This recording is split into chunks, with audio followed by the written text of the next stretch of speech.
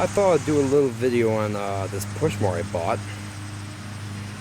I got this thing from a company called Power Hydraulics. It was $225, including taxes and shipping.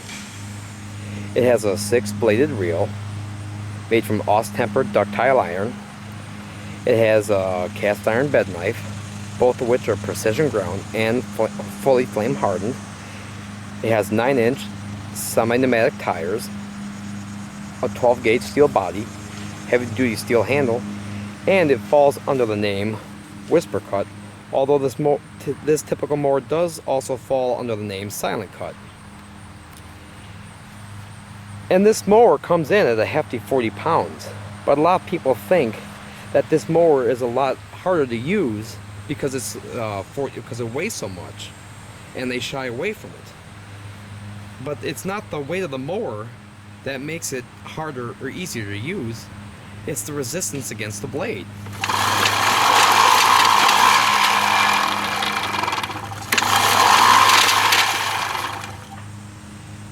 Now compare that to the store-bought mowers.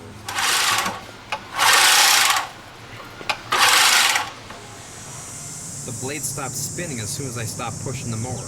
That's because that type of mower has a contact blade design.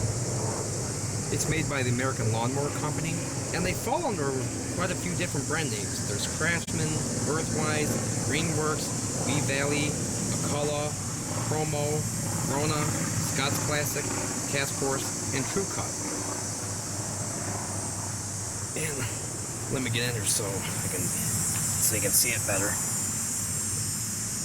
This blade has a nice sheen on it. And that's because the blade and the bed knife are precision ground. The typical 5-blade designs you find in the hardware store many of them have little tiny hash marks in the blade. That's because they're not precision ground. This is precision ground, and because it's a non-contact design, there's very little resistance, so it cuts through the grass much easier. Now, the one thing about this lawnmower you have to realize, because the reel is in between the wheels, you cannot line up the grass with the wheels. One thing that helps me to keep the lawnmower straight and make sure I'm not missing any grass is I'll actually line up the cut grass with the edge of the rear roller. My only complaint about this mower is I wish I had a tine comb to lift up all the blades of grass so that even the funky weird grass that grows at a weird angle would get cut. So if I miss it, generally a second pass will take care of it. And adjusting this mower is a snap. All I gotta do is take a 1/2-inch wrench, loosen the bolt there, loosen the bolt on the other side, adjust a little lever, snug the bolts back up, and get the little bolt right here, and you adjust that for whatever height you need the mower at, and you're done. There's also a bag attachment that comes with this lawnmower, but I don't care to use it because it's a really weird design.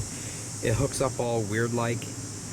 And the thing is, the spray of grass is so fine with this lawnmower that if the grass isn't extremely tall, you can't tell where the grass lands when you're done cutting the yard. So using a bag on this thing would be almost unnecessary. And the thing I like about this mower over the 5-blade design is the fact that it has a much larger diameter reel. It has the silent, contact-free design, and it's extremely quiet.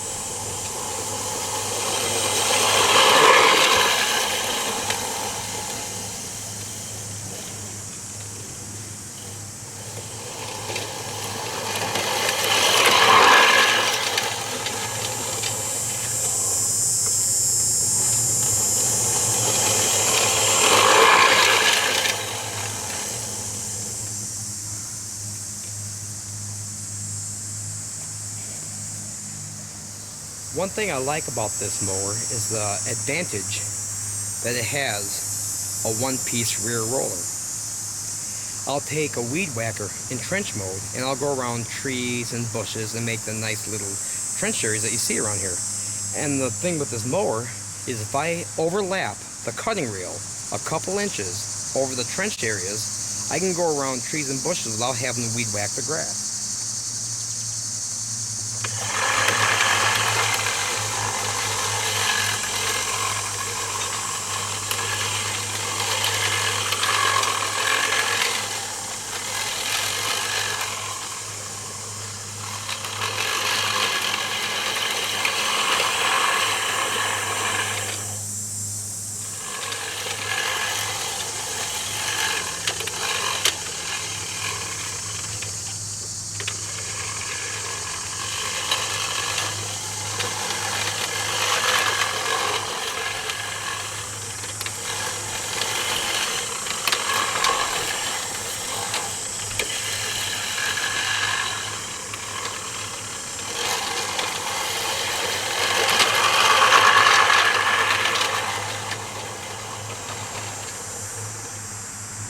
You can't do that with the real mowers that have the rear individual trailing wheels.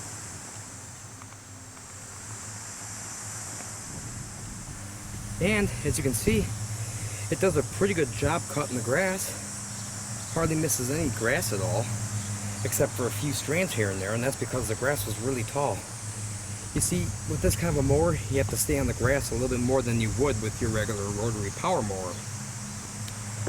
But it's a good mower, and because of the extra large reel it has, it'll even cut weeds like dandelions down if they're not really tall. It's a good mower. I like it. It's got a nice quality cut. It's quiet. I could come out at like 7 o'clock in the morning, be done with the yard by 8, and move on to another project or have the rest of the day to goof off.